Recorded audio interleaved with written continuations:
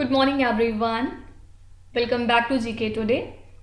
आई hope आप सब बिल्कुल ठीक होंगे और आज हम डिस्कस करेंगे 26 मई के सबसे मोस्ट इम्पॉर्टेंट करंट अफेयर्स। चलिए अपना सेशन हम स्टार्ट करते हैं। When is the world telecom day observed every year? World telecom day हम कब ऑब्जर्व करते हैं? तो world telecommunication and information society day एक इंटरनेशनल डे है जिसको हर साल सेलिब्रेट किया जाता है 17 मई को, ठीक है। और इसको प्रोक्लेम किया गया था पहली बार 2006 में by the international telecommunication union, ठीक है। इस साल के लिए हमने थीम क्या रखी है इस पर्टिकुलर डे की? तो थीम है empowering the least developed countries through information and communication technology, ठीक है। तो दो बातें याद रखिएगा, वर्ल्ड टेलीकॉम डे हम ऑब्जर्व करते हैं 17 मई को और इस साल के लिए थीम है empowering the least developed countries through information and communication technologies. चलिए कुछ पुराने डेज एंड थीम्स एक बार रिवाइज कर लेते हैं। पुराने मतलब मई मंथ से ही, लेकिन बहुत रिसेंट नहीं। तो नेशनल डेंगू डे हर साल हम ऑब्जर्व करते हैं 16 मई को, राइट। इसके बाद है world hypertension day. World hypertension day हम ऑब्जर्व करते हैं 17 मई को और इस साल के लिए हमने थीम क्या रखी है? Major your blood pressure accurately, control it, live longer, ठीक है। ये पूरी थीम थी वर्ल्ड हाइपरटेंशन डे की। इसके अलावा हम इंटरनेशनल म्यूजियम डे कब ऑब्जर्व करते हैं? तो इसको हर साल हम ऑब्जर्व करते हैं 18 मई को और इस साल के लिए थीम क्या है? Museums, sustainability and well being, fine. अच्छा, आपको कमेंट्स में बताना है कि वर्ल्ड एड्स वैक्सीन डे हम कब ऑब्जर्व करते हैं। सबको पता है कि जो वर्ल्ड एड्स डे है वो तो हम दिसंबर में ऑब्जर्व करते हैं, लेकिन एड्स वैक्सीन डे को कब हम ऑब्जर्व करते हैं? और एक हिंट दे रही हूँ, ये मई मंथ में ही फॉल होता है। तो सब लोग अपने जवाब कॉमेंट्स में मैंशन करेंगे। नेक्स्ट है which union ministry implements the FAME two scheme? FAME two scheme को कौन सी मिनिस्ट्री इम्प्लीमेंट करती है? तो फेम टू स्कीम रिलेटेड है मिनिस्ट्री ऑफ हैवी इंडस्ट्रीज से। और किस लिए आजकल न्यूज़ में है? क्योंकि ministry of heavy industry plan कर रही है कि जो फेम टू स्कीम का आउटले है उसको और ज़्यादा इंक्रीज कर दिया जाए इस फिनेंशियल ईयर में, ठीक है।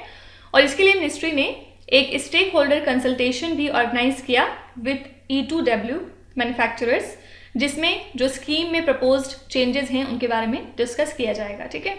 तो याद रखिएगा फेम टू स्कीम रिलेटेड है मिनिस्ट्री ऑफ हैवी इंडस्ट्रीज से। और फेम का फुल फॉर्म क्या होता है? Faster adoption and manufacturing of hybrid and electric vehicles in India scheme, ठीक है। देखिए इसके अलावा ministry of health and family welfare के बारे में एक चीज़ और याद रखिएगा, 75/25 एक इनका इनिशिएटिव है जिसको हाल ही में इस मिनिस्ट्री ने अनवील किया है। क्या है ये? तो इंडियन गवर्नमेंट का टारगेट है कि 75 मिलियन पीपल जिनको कि हाइपरटेंशन है उनको अंडर स्टैंडर्ड केयर लाया जाए इन प्राइमरी हेल्थ केयर। कब तक? बाय 2025, ठीक है। और ये टारगेट जो है इंडियन गवर्नमेंट का, इसी को हम 75/25 कहते हैं। मतलब 75 मिलियन लोगों को टारगेट करना है जो हाइपरटेंशन से पीड़ित हैं 2025 तक, ठीक है। तो ये अनाउंस किया गया था वर्ल्ड हाइपरटेंशन डे के दिन। और अभी हमने फर्स्ट क्वेश्चन में बात की कि वर्ल्ड हाइपरटेंशन डे हम कब ऑब्जर्व करते हैं? 17 मई को, फाइन। तो हो सकता है आपसे पूछ लें कि कौन सी यूनियन मिनिस्ट्री है जिसने 75/25 इनिशिएटिव लॉन्च किया है? तो ये है ministry of health and family welfare.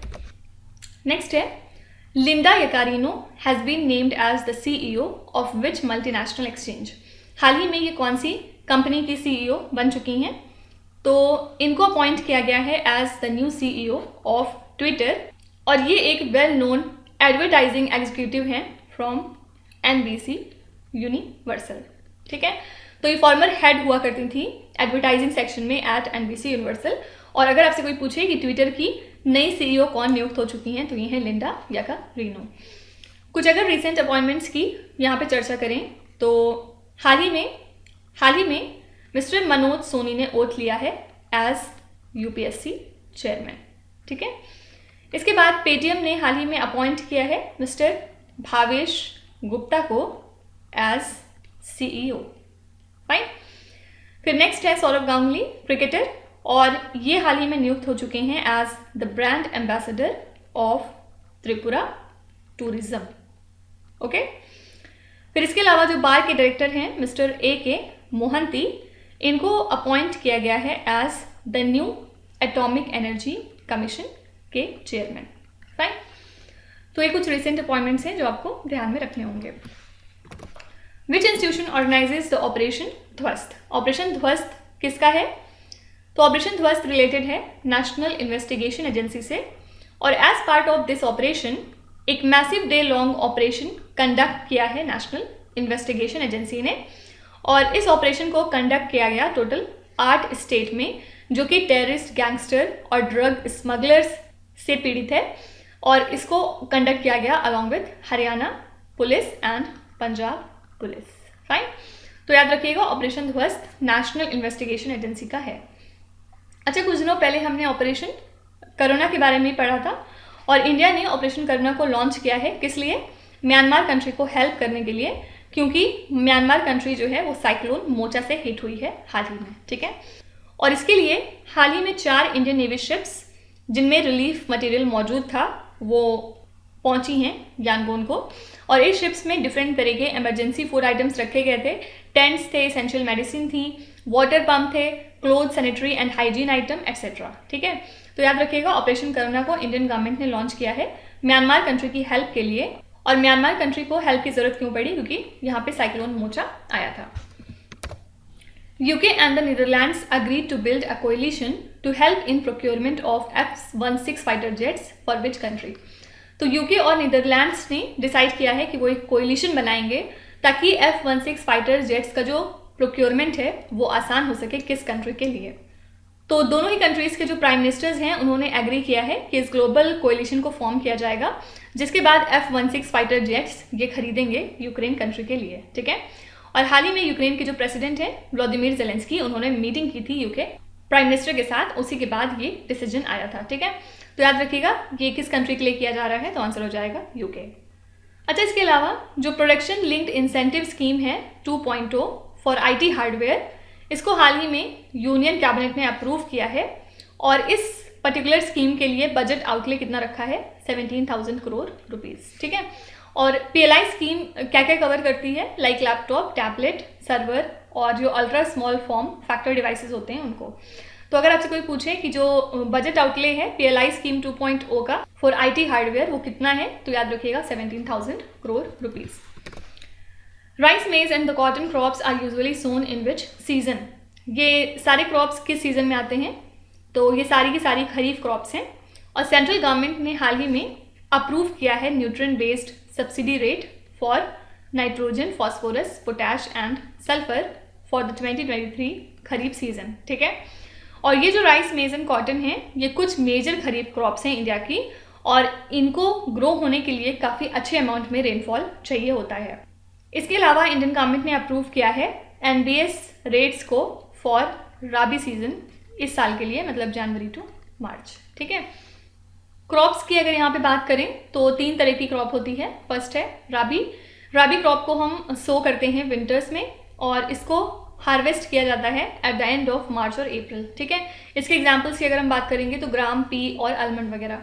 फिर नेक्स्ट क्रॉप होती है हमारी खरीफ क्रॉप, और खरीफ क्रॉप को हम मानसून में सो करते हैं और इसको हार्वेस्ट किया जाता है at the end of monsoon season. इसके एग्जाम्पल में sugar cane, cotton, groundnut, rice, maize ये सब आ जाता है। और लास्ट हमारी है ज़ैद क्रॉपिंग सीजन, और ये ग्रो होता है ड्यूरिंग द समर, मतलब in between rabi and kharif crop.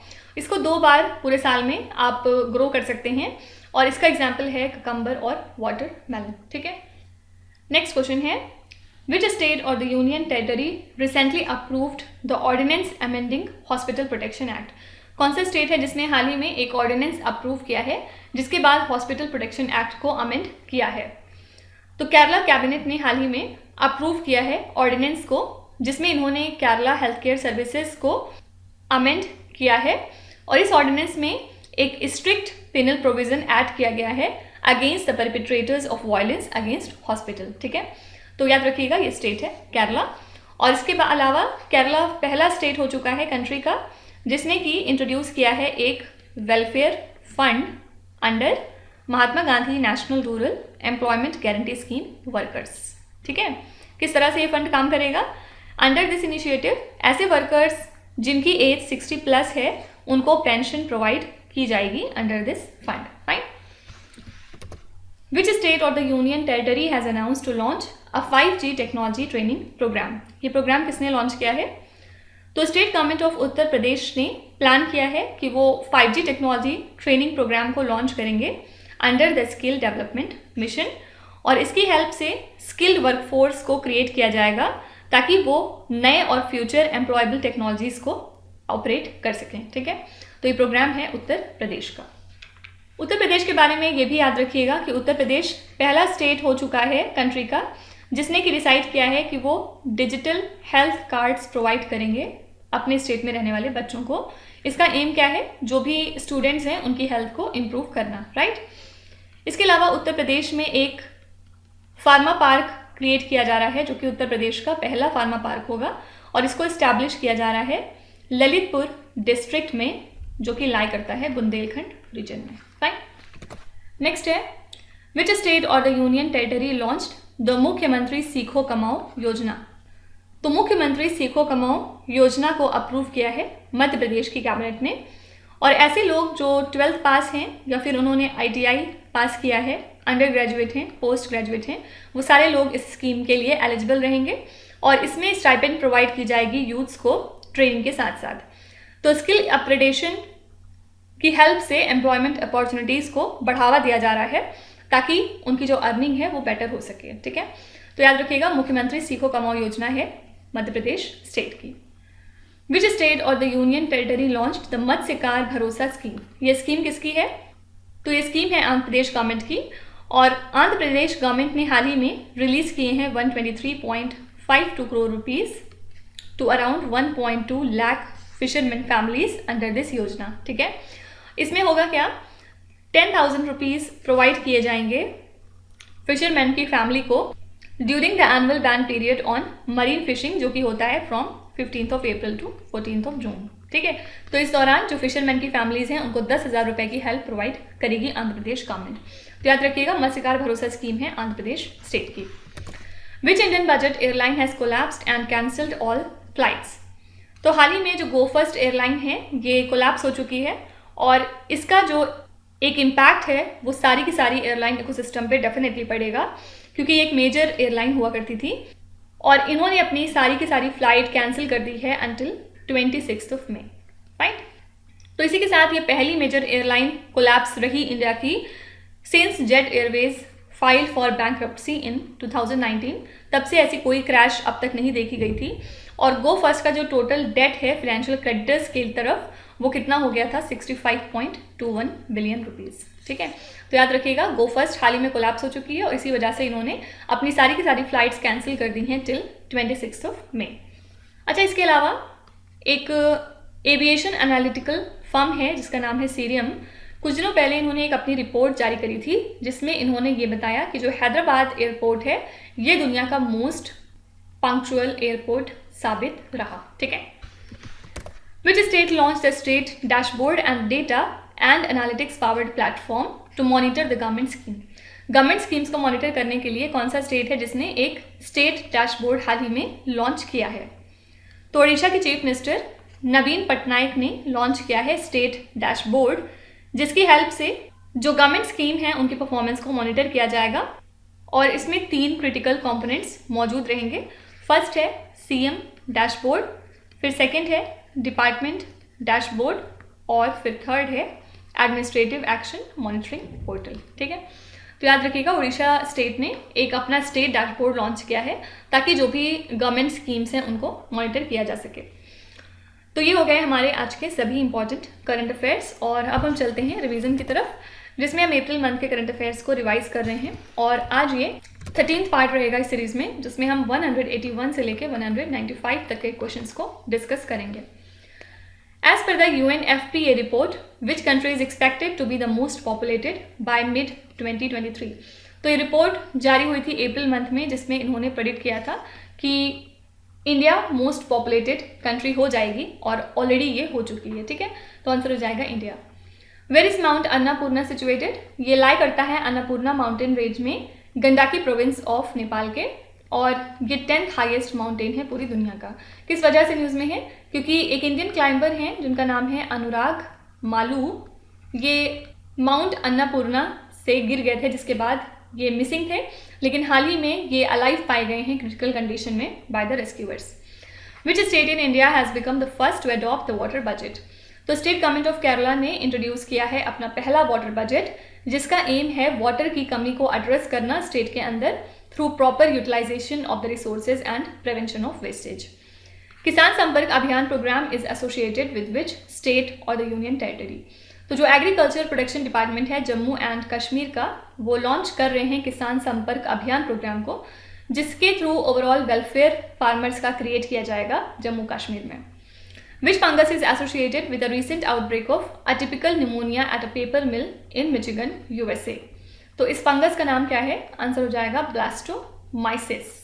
ठीक है, और ये फंगस एंडेमिक है मिचिगन में, और जनरली ये पाया जाता है मॉइस्ट सॉइल में और वुड को डिकम्पोज करते हुए।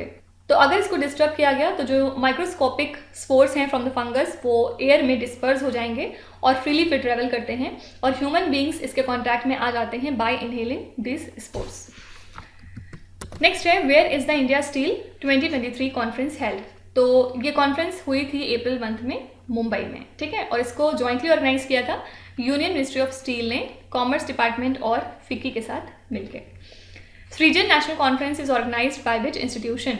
तो ये एक 2 दिन का नेशनल कॉन्फ्रेंस था जिसका टॉपिक था फीमेल इनफर्टिलिटी, और इसको ऑर्गेनाइज किया था all India institute of Ayurveda ने। ठीक है, कहाँ पे किया था? तो नई दिल्ली में। Which regulator has come out with a dispute resolution mechanism for limited purpose clearing corporation? तो आंसर हो जाएगा सेबी। ठीक है, पर्पज क्या है? डिस्प्यूट्स को सेटल करना। Villa Quintili which was seen in the news recently is located in which country? तो ये विला लाई करता है इटली कंट्री में, और ये एक एंशियंट रोमन विला है। ठीक है, which institution has developed a device named as Artsens to screen for cardiovascular diseases? तो आर्टसेंस एक डिवाइस है जिसको डेवलप किया है IIT मद्रास के रिसर्चर्स ने to screen for cardiovascular diseases. तो ये जो डिवाइस है वो नॉन एक्सपर्ट्स भी यूज कर सकते हैं for routine medical examinations. Who has been conferred with the Malcolm Adiseshiah award 2023? ये अवार्ड प्रेजेंट किया गया उत्साह पटनायक को, जो कि एक फेमस इकोनॉमिस्ट हैं। ठीक है, world heritage day is observed on which date? इसको हर साल हम 18 अप्रैल को ऑब्जर्व करते हैं, और इस साल के लिए हमने थीम क्या रखी थी? Heritage changes. ठीक है, क्यों मनाते हैं ये दिन? ताकि जो ह्यूमन हेरिटेज है उसको प्रिजर्व कर सकें, और जो भी रेलिवेंट ऑर्गेनाइजेशन है उनके एफर्ट को रिकग्नाइज कर सकें। In which year the indirect discrimination was recognized in the equality jurisprudence by the Supreme Court? ये क्वेश्चन वैसे उतना रेलिवेंट नहीं है, आप इसको स्किप कर सकते हैं। What is Ramban which was recently seen in the news? तो रामबान एक तरह का मोबाइल क्लिनिक है, और अगर आपसे कोई पूछे कि रामबान का फुल फॉर्म क्या होता है तो rapid action mobile BSL-3+ advanced augmented network. ठीक है, ये इंडिया का पहला मोबाइल BSL-3 लेबोरेटरी है, और इसको शोकेस किया गया at the 2nd G20 health working group meeting, जिसको कि गोवा में ऑर्गेनाइज किया गया था। Aragam which is set to made as India's largest book village is in which state और द यूनियन टेरिटरी? तो अरागम विलेज नॉर्थ कश्मीर में लाई करता है, और ये अब इंडिया का लार्जेस्ट बुक विलेज बन जाएगा कश्मीरी लिटरेचर को प्रमोट करने के लिए। ठीक है, और इस इनिशिएटिव को ज्वाइंटली इम्प्लीमेंट किया है एक पुणे बेस्ड NGO है सरहद ने, किसके साथ मिलके?